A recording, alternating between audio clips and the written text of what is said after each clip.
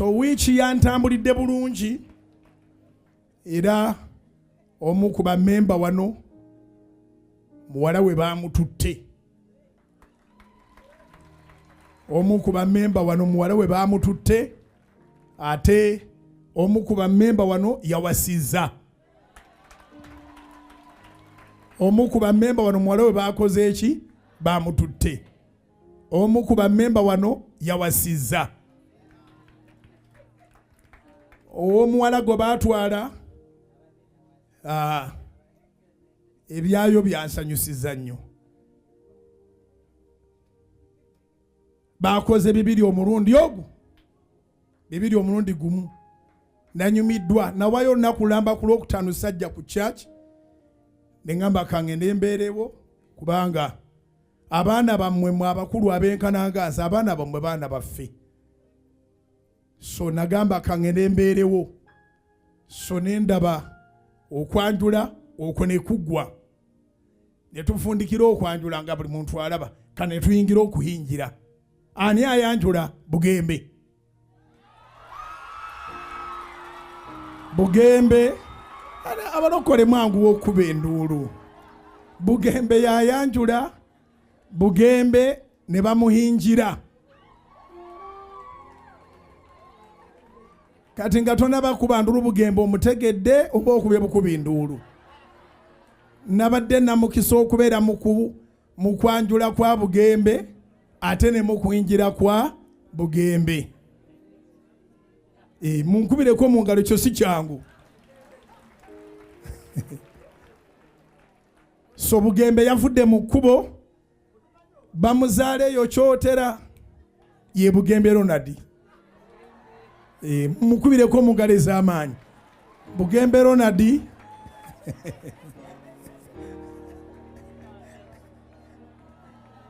musanyuke ba Bugembe batandise okuwasa. Zikubire waggulu mu linnya erya Yesu. Bugembe Ronald era bwentyo banabasuubizizza nabagambye babampadde akakisa okwogera. Namugambye Bugembe tukoledde ekintu eky'amaanyi era ku Sande gwebeera bubeezi ku Salt ngenda kwogerako nga bwe wawasizza. So era ababaddewo nabo baasesenga mmwe baasanyuse ne bakuba engalo. Owulidde naye bbe ekirungi babadde Bugembe bamutegedde gwenjogerako kati mwe mwanguye bwanguyi kuba nduulu naye nga Bugembe Ronald yavuddewo. Bugembe Ronald yawasizza mu butongole era ebyetaagisa byonna yabireese omukyala ne tumuwaayo. Simanyiyo bataata w'omwana oyo yazze ne mukyala we, taata wa Eunice. Taata wa Eunice yazze ne mukyala we. Be bazadde abazaala Eunice Bugembe gwe yawasizza. Taata we wuuyo yoyo. Tumukubireko mu ngalo ngajja.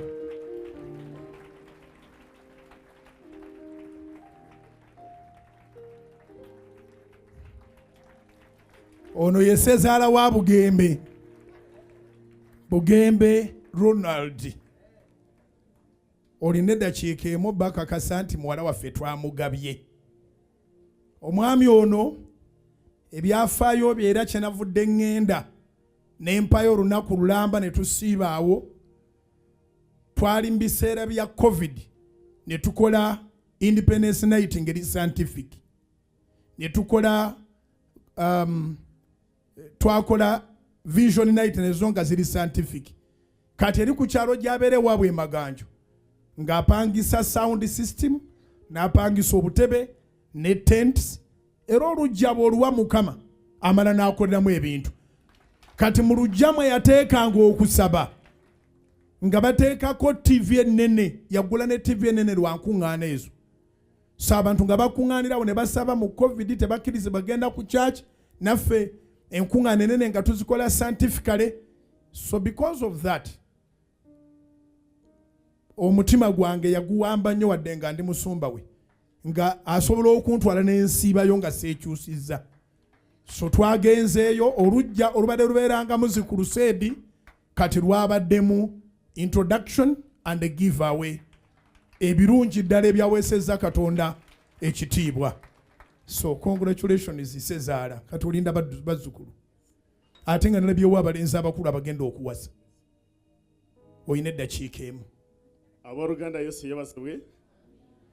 Amanya yenze Sam Mwesigwa gwe bayongerako Independence Night. Wora bimotoka ziwandiiseko Independence Night zange za Kanani. Tagame nti wolaba emmotoka gye bawandiiseeko banemubeeranga n'amatu agawuliriza nabagambe wiki yakulira amawulire malungi agambe wolaba emmotoka ezikoze eki eziwandiikiddwako kitegeeza seemu si bbiri wajja wano ng'olina emmotoka mmeka. Musumba okusookera ddala okujja okusinkana natambuza ebigere kuva e Bukoto mpaka ku Impact. Oli wadda nnyo bw'otyo. Ndi wadda nnyo Musumba. Oyina engalo ze wakubanga sawa 9 gw'ekiro ezo. Wangamba gw'oli mu muzigo weebase mukazigo wakayita akazigo kaliko ne batirimu naye Land Road ye yasituse n'asaba gwe weebase. Nayina akarediyo buno obw'ekisaawa wakanyoranga bwoti nakusanga ku ddembe nempulira ekintu ekingugumu walondola nenva ku Impact nengenda ku ddembe ng'okyalondoola nga nkyalondoola paka le twakula soloti. Yes katono okugenda ku Batavale era naliyo naye nga sirabikako nga sirabikika. Musumba emotoka esooka nagigula nga ndi wano kubera Mukama engalo ez'amaanyi beeramu essuubi leero Mukama ekyo kyagale tufune nga tuli ku Batavale. Musumba ettaka ly'e Kawanda naligula nga tuli ku Batavale 29. Musumba eyo ennyumba nagiyingira nga kazigo nakola bwenti nenyingira nenezimbiramu ng'enkuyege mpaka nga bwe warabye bwe wafaanana. Awali ekikomera wasooka karumu kamu n'ofubutuka mu muzigo ne weekwekaawo. Neneekwekaawo nga ndeeta kiderika nalina ekiderika nga kikola ng'oluggi nga nkikiikako bwenti nga nsulamu ne mutabani wange nga bagamba nti eyo wansi waliyo omusirikale asulayo naye nga sibangako musirikale. Ababbi baatyayo nga balowooza omuntu wagumidde asulaawo nakati batyayo ate kati obabuusizza nti toli musirikale. Musumba kwebali ababbi balaba. Abooluganda Yesu yeebazibwe. Akasooto ka Kanani ke kanfudde kino kyendi. Musumba bwe tugenda abalala ke babavumira ne babagamba mwagwe eddala omusajja Bujjingo yabalokola ki yesimanyi yabaloga muri mu bisoota abasajja abakulu. Akasooto ka Kanani Musumba ke kanfudde kino kyendi nga nzija n'engato ku Sande neevulubanira awo. Musumba ng'enkuba etonya abalala ne badduka mu tenti ne bwe mba mu tenti nga nfuluma nga nsabira awo. Olunaku lumu watuleeta wano nga tusabira wano bwe tuti nagalamira awo nengamba nti Mukama mu kika kyewaffe nze mulenzi aliyo baabazaala n'abawala bokka wabalabye abawala bali 6 ku mulenzi ogwo. Nze nabadde manyi nti abalenzi bajja bali mu kkubo. Kati ku ssaawa esembayo Katonda n'atuwa oyo gwe walabye yayogedde gwe bayita Agaba ye last born naye nga nze mukulu mu kikoomo naye nga nze kisekererwa nga nze gwe baavuma nendekawo ente ez'omuzeeyi ate omulenzi azaaliddwa mu bawala abantu bamanyi oyo naye alinga muwala byona byamwonoona nga nazirekawo nengende Kasese 9 nentandika okukola nentandika obutembeeyi nenfa Kasese newandema nenzija mu paaka empya 9 nentandika okutembeeya emigaati ne bagamba naye okuzaala ekirenzi kimu nga kisiru olekangawo ente 4 5 n'ogenda n'onoonya sente agenda kunoonya sente agule emmotoka eyalimu ab'ekika kyewaabwe nga kyekibuuzo aleseewo ekibanja agenda agula ettaka erisinga ku lino. Mukama webaale okunzijako ekisekerero wandizikubidde waggulu eza Mukama eyajja kukola ekisekerero zikubire waggulu mmale nange okumatira nti ozikubidde Mukama naawe ekikyo kiveewo. Musumba twali wano nga tusaba ogalamidde awo tubadde tutuuse. Awo Mukama n'omugamba ne mugamba kyusa ebyo ebitabeerangawo mu kika kyewaffe. Omwana wange ye yasoose okufuna diguri mu kika kyewaffe, omulenzi wamulabye. Olujja we nateeka obutebe, nateekanga obutebe mu Independence Night, nateekawo obutebe abantu ne batuula ne balya emmere ne balemerawo nga mutabani ng'afuna diguri. Musumba waliwo olunaku lwe najja wano okuwa obujulizi nongamba gwereka gwoli wa wano nenzirayo. Muwala wange oyo yalinnya ku nnyonyi. Mutabani wange yafuna diguri mu wiiki yemu nga tuva mu pati, muwala wange n'alinnya ennyonyi oyo n'agenda Dubai. Nengamba Mukama nze eyayitwanga ekisekererwa ekitalina amagezi. Musumba abaana bange ne bafuuka ekyo kye bali, naye byonna akasooto kaawo. Musumba seegombanga okutuula mu tenti. Ebiseera bino Kawanda ebaddemu enkuba ne mbagamba n'enkuba erina kyekima. Nkimanyi nti enkuba ejja kutonya, era Musumba omusana gwasoose okwaka era enkuba n'etonya.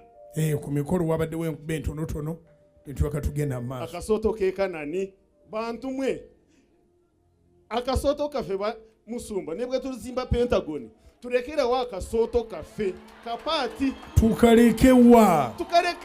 Kubira Yesu engalo ez'amaanyi. Akasooto si kakusinzibwa, buli kintu kirina ebiro byakyo. Akasooto kabaddewo mu biro byako, ate waliwo omukisa omulala ogugenda okubeera mu esi za Pentagoni. Kubira Mukama engalo ez'amaanyi. Abooluganda, nze eyasoose okubeera n'omuwala gwe bagamba obujenyi ne bamusasula tukajugisa batuleetera ebintu narondaho ku biteeka ebimwe habura amashemererwa gakagali ag'okunyita abantu kunaarigira aho. Lindako tetunagaba muwala olwo ofunye emmotoka esooka ng'oli wano. Emmotoka nagifuna nga ndi wano esooka nga tuli ku Batvale. We nagulira ekimotoka nga kigenda kikubagana bwe kiti. Musumba nakivuga nga ngenda mu Christmas bwe kyatuuka embalala tekyasukawo. Kwega kikuswaliza eddala. Kiri kye baayogera. Bweshi yareka hente yareka ekibanja yareka ebintu yazagura emmotoka yalemera b'ekika kyabo.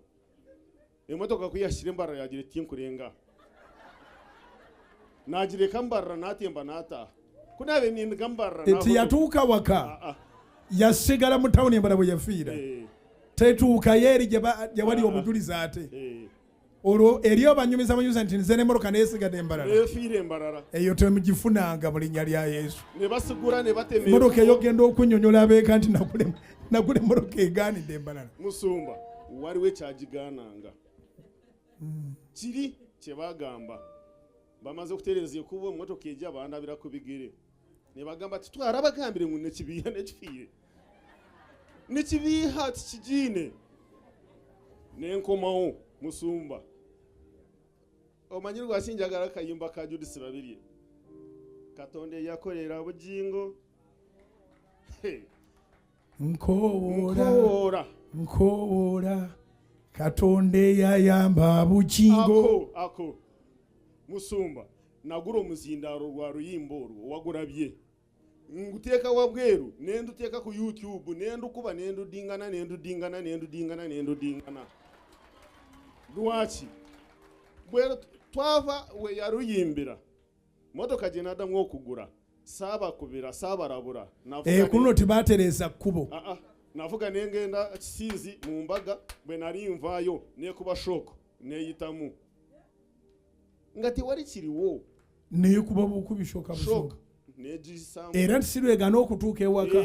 Omupiira negutambula guti nengenda nentuuka Rubaale ne bateeka bushoko nenjivuga banekangira wakabwe nga tewali ategedde. Musumba nakati mpa obujulizi ab'okukyalo mundaba eyo emmotoka yali yange saagipangisa nange nzikiriza nyendemu owakigambire naye Jacques kyeyakana owakigambire naija kukyehakana owakigambire naija kukyehakana yesu kwara kurugireyo naija kukyehakana kabadde kange naye simanyi gejjoka wambyemu bwakakoko ababiri katonda yayamba Bujjingo owakigambire nakangi kale nze miiso kakati motoka yamarayo 23 24 25 Christmas sizoni endara 27 kati ne batandika okubagana empawa bwaba yagipangisiza era ezo sente ziba nyingi bwaba yagiti naye nga bafa kinensi barwana nange ekyojo kimwe ekisigire hente konka mukama webare mukama onkolire bukuru mutero mu ngalo mukama ezayiguru aboruganda bwe navaayo okuva olwo sidanga mukugura motoka nkadde musumba zogula kati zituuka ewaka kyakutuka nyina kanta nyina drone ekora kayunga Kampala kanta naye muno mu Kampala ekora nyina hari gundi Nissan extrail genjiddemu emoroka zirekeraawo tuddeyo kukufumbiza omuwala tuddeyo titwagala batubale nga bamanyi nti abalwalo tebabala nti emoroka zikomaawo omuwala guwasooso gaba omuwala ne basasula musumba ekimotoka kankimaneyo nze mutabanyi wange yavuze emotoka ng'agenda kutikibwa diguri netugendera mu motoka ye twagendera mu motoka ye ng'atikirwa diguri Makere oil and gas engineering katonda n'atakomawo bwe yavaayo lindako omwana abadde asoma katonda yakikulula ebyenkadde byakoma ku ggwe omwana yagenza okutikirwa nga yeegulidde kanamba biyara gye twakolezemu okutikirwa diguri nakata gyavuga katonda yayamba Bujjingo kowoola yimusa emikono oluyimba baluba lukoze tulusabiremu nkowoola katonda yayamba Bujjingo nkowoola katonda yayamba Bujjingo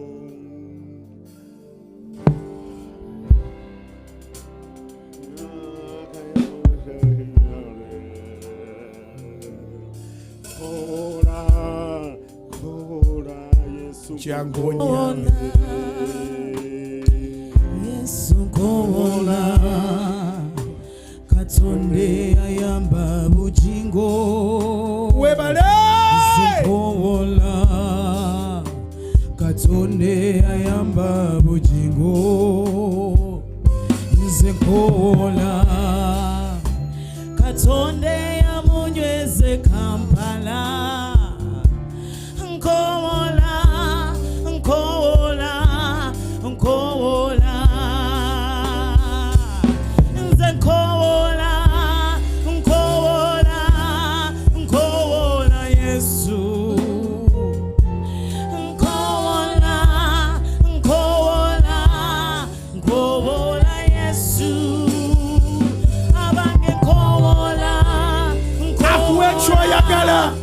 akuwa omutima gwekye gukabira akuwe kye bakuvumira akuwe kye bakujeregera akuwe kye bagamba toli kifuna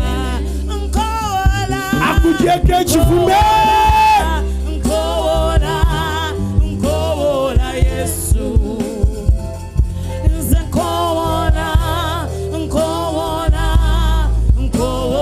Yesu abange nkowola Yesu eyayamba Bujjingo nange jango nyambe. Haleluya. Aboruganda eyali esekererwa nasitude omusumba olunaku lwonna nasiibe wange musumba wandisiza show naridde show omusumba okumusitura n'omusibye kuva saawa nyezi okumakya mpaka saawa 12 obeera Yesu.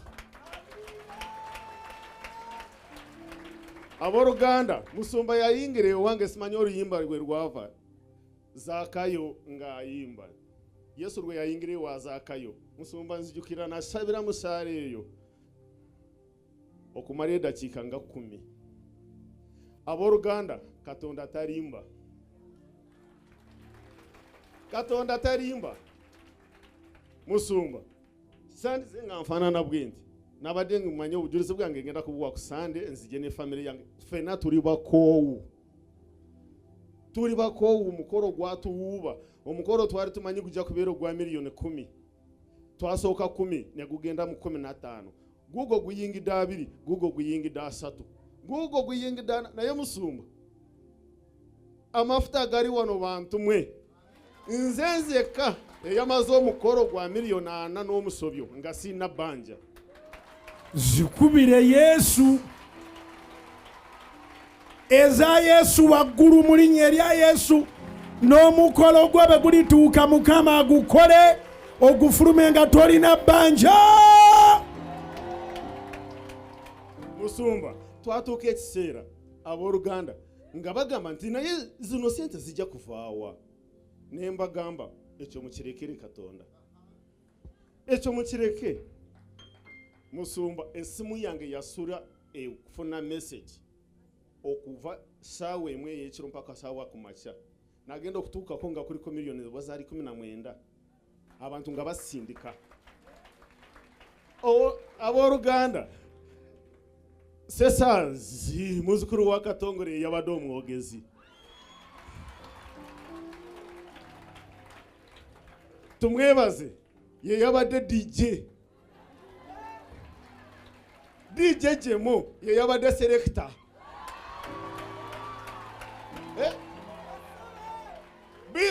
Bitu stani nompurra. Stana inokurra. Stana inokurra. DJ Jemo ye yabadde selector. Tumwebaze ye DJ. Sesazi ye mwogezi. Mutebi yali mu control. Kuraba nti buli kimu kyonna nanyini field.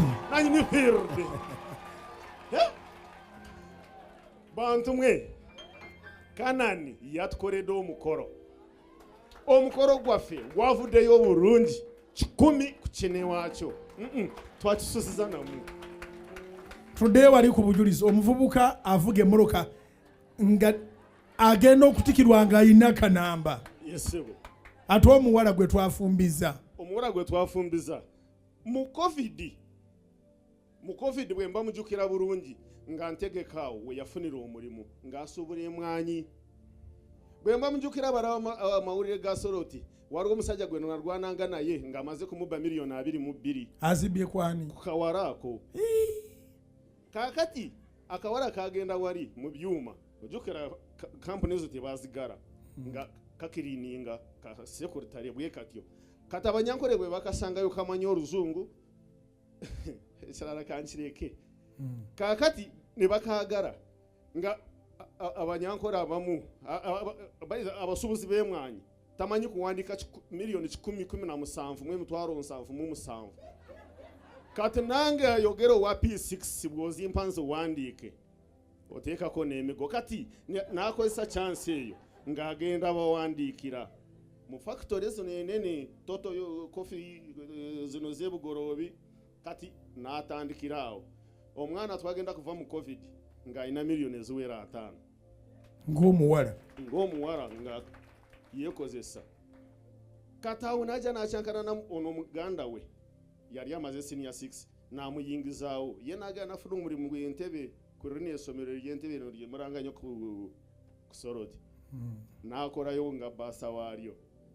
Kati yali eyo wano mu kutikirwa mwanyina n'amugamba naye lwaki okolera akasaara jangu tuddeyo wali tuyoore. N'amugamba nja kuwa miliyoni 15 era omuwala n'aveeyo ku mulimu n'azira mwanyi. Musumba ebyewange Katonda gw'omanyi.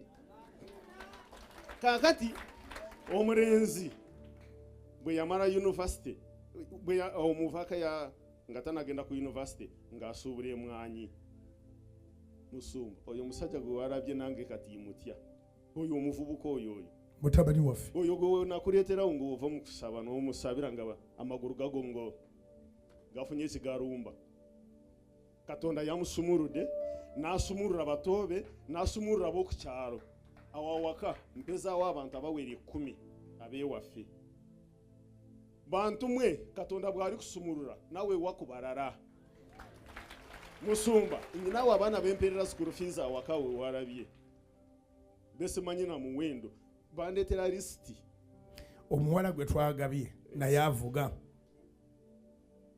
simanyi naye narabyawo emotoka nganyi Musumbe wange waliyo emotoka omuwala tanavuga naye emotoka gye yali ayagala ne wabawo ekiyingirawo ne tugamba sooka ogireke ng'agenze mu kyetaka kye nakugambye wali nga nkuwa obujulizi nti ewaffe ewange ettaka tebakyali tukubira mpi oyo omulenzi alina ettaka oyo omuwala alina ettaka omuwala alina ettaka kwegamba Bugembe yawasiza muntu alina ekyapa alina ebyapa oyo sina kyapa alina ebyapa oli Katonda ayanukuza omuliro sitaani ne bwakola atya osigala era omwokya nsaba Katonda bakuwase ng'olina byapa zikubira waggulu mu linnya lya Mukama ffe Yesu tanafuna mmoloka naye alina ebyapa naye emotoka nayo ku mbeera z'embalabamu kantu katono ajja kugigula ajja kugivuga kubanga era alina pamiti amanyi n'okuvuga avuga z'abannyina oyo omulenzi alina emotoka ezowera 2 zimayika eno bw'asanga ng'eganye okwaka ng'asimbula eno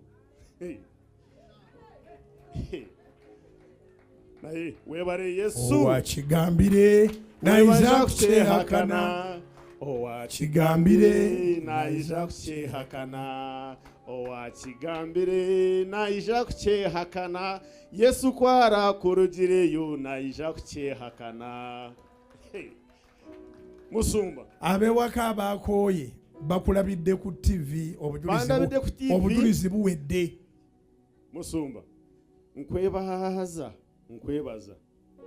ontomezeza mbadde saagala kwebaza bwendi nja kuleeta okwebaza kwange mu maaso ga Mukama nze wendi taata olw'ekisa kya Katonda nze wendi abakkiriza nti wendi mwanike emikono Musumba nakaleke nakusuubizako kugenda amayumba naye nja kujja Musumba neebaze abantu b'e Kanani mbeebaza abantu abakubuga akasana wali muwulire nga munywerera akasana kaffe tulina kye tukajeemu weebale Yesu weebale Mukama yakolera Bujjingo weebale kunkolera Mukama yankoledde naawe akukolere ebirungi bye narabye essanyu lye naawulidde naawe likyaleko ewuwo mu linnya lya Yesu amen zikubire waggulu mu linnya lya Yesu eka baakooye naye nze muna ebyokukowa nabivaamu era obudde bwonna mbadde nkuleeta ow'obujulizi nga teweetegese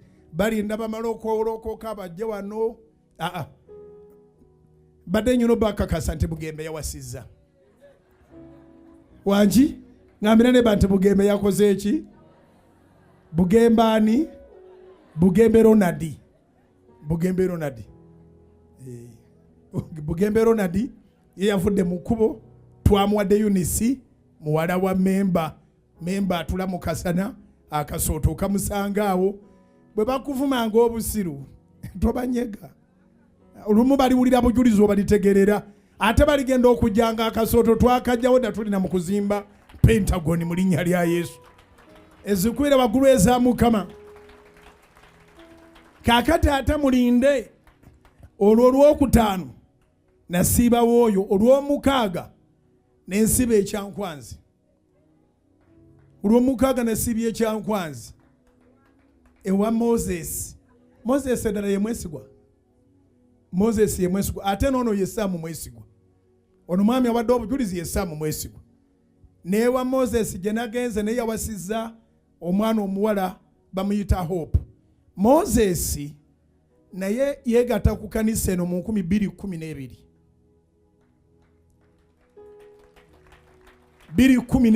ajja kujja obujulizi bwabuwe naye kanjabulejabulemu nga talina kyalina n'akamu.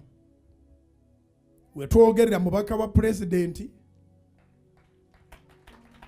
naye we twogerera ebisinga obukulu yagula ettaka eryegasa n'azimbira taata ne maama ye nga tanezimbira, n'agula ettaka eryegasa neyezimbira embaga yabadde mu luggya lwe.